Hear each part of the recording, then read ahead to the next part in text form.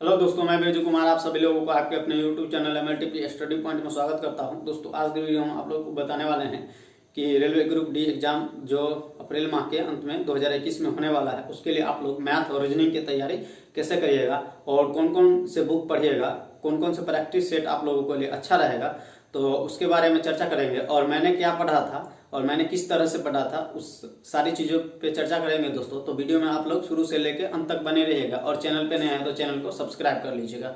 तो दोस्तों, मैथ और रीजनिंग की बात करें तो देखिए 100 क्वेश्चन रहता है, उसमें लगभग आपका जो ग्रुप डी की बात करें तो 50% जो है वो मैथ रीजनिंग रहता है, कम से कम 50% रहता है। तो मैथ रीजनिंग रहता है। और देखिए, मैथ रीजनिंग ऐसा सब्जेक्ट है जिसमें जो है आप 100% जो है नंबर ला सकते हैं, यानी 50 क्वेश्चन है तो 50 में 50 भी ला सकते हैं। जीके जीएस में थोड़ा मुश्किल हो जाता है, लेकिन अगर इसमें आपकी अगर अच्छी तैयारी है तो इसमें आप 50 में 50 भी ला सकते हैं। ऐसा ये सब्जेक्ट है।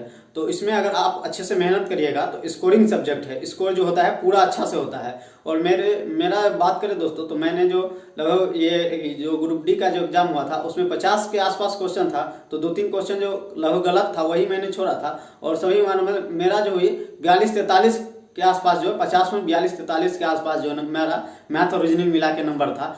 तो इसमें जो है वो आपका स्कोर अच्छा हो जाएगा अगर आप अच्छे से तैयारी करते हैं। तो दोस्तों, मैं बात करूं कि जो मैंने कैसे पढ़ा था और आप लोग कैसे पढ़िएगा, क्योंकि देखिए अब 30 से 40 दिन आपके पास बचा हुआ है, क्योंकि अप्रैल माह के अंत में जो है आपका एग्जाम होने की लगभग संभावना है। तो दोस्तों, जो बुक जो मेरे पास था, एक RS अग्रवाल था और एक जो है टाइम्स का सगीर अहमद का मैथमेटिक्स था। मेरे पास 2 ही बुक था। और दोस्तों, मैंने जो तैयारी किया था वो जो जब मैंने सेट मारता था, अब कोई भी सेट मारते हैं तो उसमें मैथ रीजनिंग की संख्या रहती है 50 के आसपास। जो है ग्रुप डी के अगर सेट मारते हैं तो उसमें मैथ रीजनिंग संख्या रहती है 50 के आसपास रहती है। तो वो सेट मैं मारता था और उसमें से जो मेरे से जो नहीं बनता था, जो भी मैथ या रीजनिंग की सवाल जो क्वेश्चन हो, तो वो मैथ का क्वेश्चन अगर नहीं बनता था तो मैं ये तो पता लगा ही सकते हैं कि जो किस चैप्टर का है क्वेश्चन। अगर आप पढ़ रहे हैं तो पता ही लग ही जाता है ये काम समय का है या पाइप टंकी का है या त्रिकोणमिति का है या अलजेब्रा का है। तो जिस चैप्टर का क्वेश्चन रहता था और मेरे से नहीं बनता था, तो मैं तो सबसे पहले अपने से कोशिश करता था किसी तरह बनाने का, और उसके बाद नहीं बनता था तो बुक उल्टाता था। मेरे पास 2 बुक था, सगीर अहमद और RS अग्रवाल। तो वो बुक उस चैप्टर का जो है, जो चैप्टर का मेरे से क्वेश्चन नहीं बना था उस चैप्टर का जो उल्टाता था और उसमें से खोजता था उस टाइप का क्वेश्चन, जो वो क्वेश्चन कैसे सॉल्व हुआ। देखिए दोस्तों, मतलब अगर आप खुद से कोई क्वेश्चन सॉल्व करते हैं तो वो भूलिएगा नहीं। तो मेरा भी यही था कि अगर खुद से करेंगे तो भूलेंगे नहीं, और किसी से पूछ लेंगे तो वो तुरंत बता देगा, लेकिन वो ज्यादा दिन तक दिमाग में रहता नहीं है।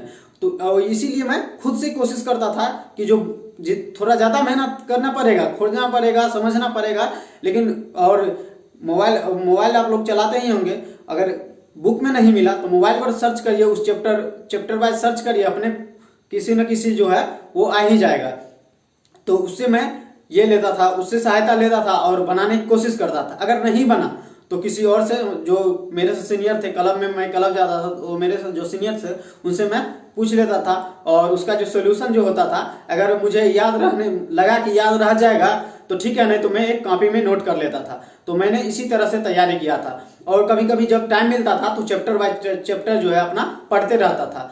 तो आप लोग भी अभी, अब तो शुरू से आप सोचिएगा कि मैं मतलब कभी चैप्टर नहीं पढ़ा हूँ, अब एक चैप्टर से पढ़ना तो इतना बहुत मेहनत करना पड़ेगा और वो समझ में भी नहीं आएगा। तो अभी आप लोग सबसे, मेरे हिसाब से सबसे बेस्ट रहेगा कि आप सेट प्रैक्टिस करते हैं और उसमें जो प्रॉब्लम होता है खटाक से उस चैप्टर का जो है उस चैप्टर में जाइए। 2 बुक रखिए, कोई भी बुक रखिए। मैं ये नहीं कहता कि आप RS अग्रवाल और सगीर अहमद ही रखिए। आपके पास कोई भी मैथ, जैसे राकेश सर का जो मैथमेटिक्स है और बहुत सारे जो है SSC का मैथमेटिक्स है, तो जो भी है तो उस चैप्टर का उल्टाइए और उस चैप्टर में जो है आपका जो क्वेश्चन रहेगा वो उसका सॉल्यूशन ढूंढने की कोशिश करिए और अपने से बनाने की कोशिश करिए, जो आपको ज्यादा दिन तक याद रहेगा।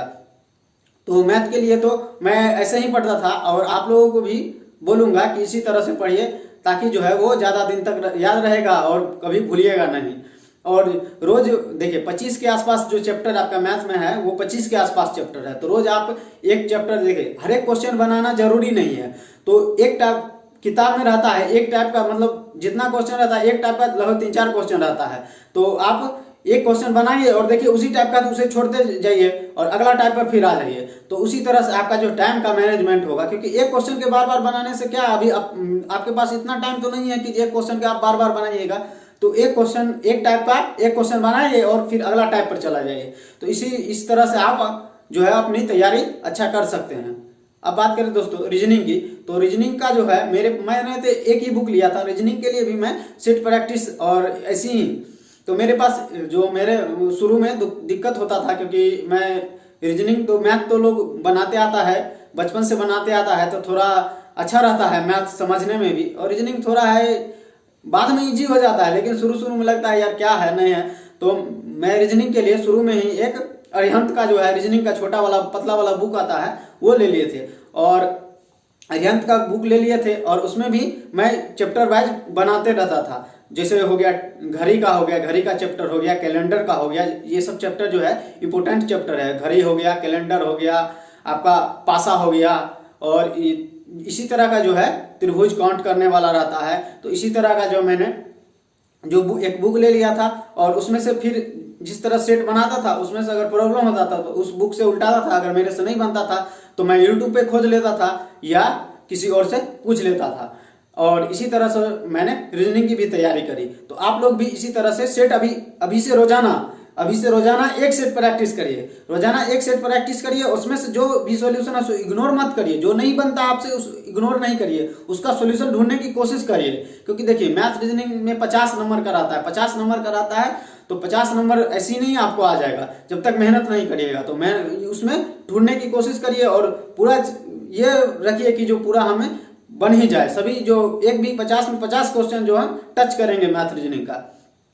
तो रीजनिंग के लिए भी मैं वही अरिहंत का एक बुक था और उसी से मैं पढ़ता था, और बाकी तो आप लोग जानते हैं यूट्यूब पर रीजनिंग के लिए मेरे हिसाब से जैसे कैलेंडर और घड़ी उड़ी है जो है वो सब बहुत अच्छे तरह से समझाते हैं, बहुत सर हैं जो समझाते हैं। तो आप लोग किसी सर को जो आपको अच्छा लगे, ऐसा नहीं मैं कहता हूँ कि इन्हीं से पढ़िए, जो भी आपको अच्छे लगे उनसे आप पढ़िए। और मैथ के लिए भी आप लोग जो कहीं नहीं बनता है और कोई नहीं बताता है तो आप यूट्यूब पर सर्च करिए और वहां से पढ़िए, तो उससे भी आपको जो है काफी सहायता मिलेगी, और इसी तरह आपका जो तैयारी हो वो आपको अच्छा होते जाएगा। तो इस वीडियो में इतना ही। आशा करता हूँ दोस्तों आप लोगों को ये वीडियो अच्छा लगा हो, अगर नहीं भी अच्छा लगा हो तो छोटा भाई समझ के माफ कर दीजिएगा, और कोई भी गलती है तो उसे आप कमेंट करिएगा, मैं आगे अगला वीडियो में सुधारने की कोशिश करूँगा। क्योंकि दोस्तों मैं भी अभी ज़्यादा दिन से ये यूट्यूब चैनल पे नहीं हूँ, तो मुझे उतना वीडियो बनाने का अनुभव नहीं है। तो अगर कुछ गलत होता है तो आप, और कोई अच्छा नहीं लगता है तो उसका कमेंट करिए, मैं सुधारने की कोशिश करूँगा। और विशेष में इतना ही दोस्तों, तो जय हिंद, जय भारत, लव यू।